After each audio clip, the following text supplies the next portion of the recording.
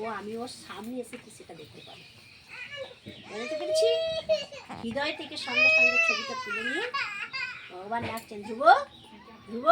ধ্রুব তখন চোখ খুলে দেখছেন স্বয়ং ভগবান সামনে এসে দাঁড়িয়ে আছে। কিছু স্তুতি করতে চাইছে, ছোট্ট বাচ্চা তো কিছু তো জানে না, কিছু স্তুতি করার সামর্থ্য তার নেই, কারণ সে কিছু বেদ অধ্যয়ন করেনি। তখন কি বললো, ভগবান দেখলেন যে কিন্তু কিছু স্তুতি করতে চাইছে। ভগবান কি করলেন, তার গালে হাত রাখলেন।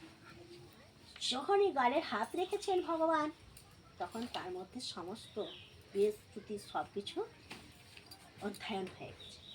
সাথে সাথে সে স্তুতি করতে লাগলো ভগবান। তারপর ভগবান বললেন, কি চাও তুমি? কি জন্য এসেছিলে ধ্রুব? প্রীতি স্নেহ পাবার জন্য ধ্রুব এসেছিল, তাই তো? তখন ভগবানকে বলছেন, ভগবানকে আমরা যদি এই সময় দেখতে পেয়ে যাই কি করব? আর আমাদের মাথা ঠিক থাকবে কারো? থাকবে না তো?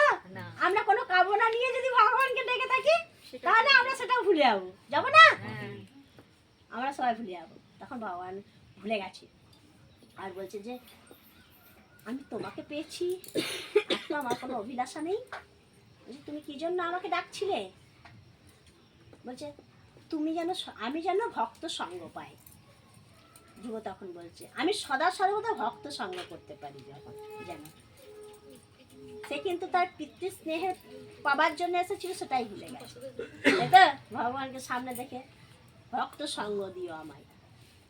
ভগবান তখন তাকে 36,000 বৎসর পর্যন্ত এই পৃথিবীর বুকে রাজত্ব করার জন্য তাকে আশীর্বাদ প্রদান করলেন যে তুমি যাও, 36,000 বৎসর পর্যন্ত তুমি পৃথিবী মণ্ডলে ভূমণ্ডলে তুমি রাজত্ব করবে।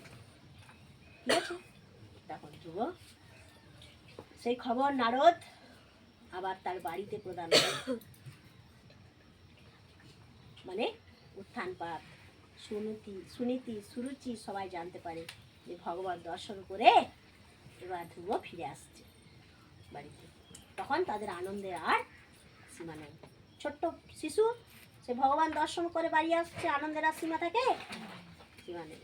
তখন উত্থানপাত খুব ধুমধাম করে সন্তানকে আনলো, আর তার সেই যে সংসারের মোহ ছিল সুরুচির প্রতি, সেটা আস্তে আস্তে কেটে গেল। কেন? সে ভাবলো আমি কি ভুল না করেছি, কিন্তু ঠোক করে দিয়ে তো ভগবানকে নিয়ে গেল, তাই তো? সুরুচি ভগবানকে দর্শন পেল ধ্রুব কিসের জন্য? ঠক্কর খেয়েছিল বলেই তো। আর আমরা যদি ঠক্কর না খাই কিছু শিখবো না। বলছে যে যদি তোমাকে গালি দিয়েও ভগবানের পথে নিয়ে যায়, সে জানবে তোমার পরম বন্ধু, আর যে তোমাকে মিষ্টি মিষ্টি কথা বলে ভগবান থেকে দূরে করে সে জানবে তোমার চিরশত্রু। মাথায় রাখবেন এটা, যে ভগবান থেকে তোমাকে দূরে করছে যেন সে আমার বেশি শত্রু, সে আমার মিত্র নয়। ঠিক আছে? ধ্রুব বাড়ি এলো, বাড়ি এসে সর্বপ্রথম কাকে খোঁজ করেছে? সেই সুরুচিকে খোঁজ করেছে, বিমাতা। এসে বলেছে আগে আমি বিমাতার কাছে যাব। বিমাতার কাছে গেল, বিমাতার কাছে গিয়ে বিমাতাকে প্রণাম করেছে। বিমাতা বুকে জড়িয়ে ধরে কাঁদছে, বাবা তিরস্কার করেছি, আমি তোকে ভুল বুঝেছি, ভুল কথা বলেছি, আজ তুই আমাকে এসে আবার প্রণাম করছিস। তখন বলছে যে মা তুমি তো আমাকে সঠিক রাস্তা দেখিয়েছো, আজ তুমি যদি আমাকে এই কথা বলে না বনে পাঠাতে আমি কি ভগবান করতে পারতাম?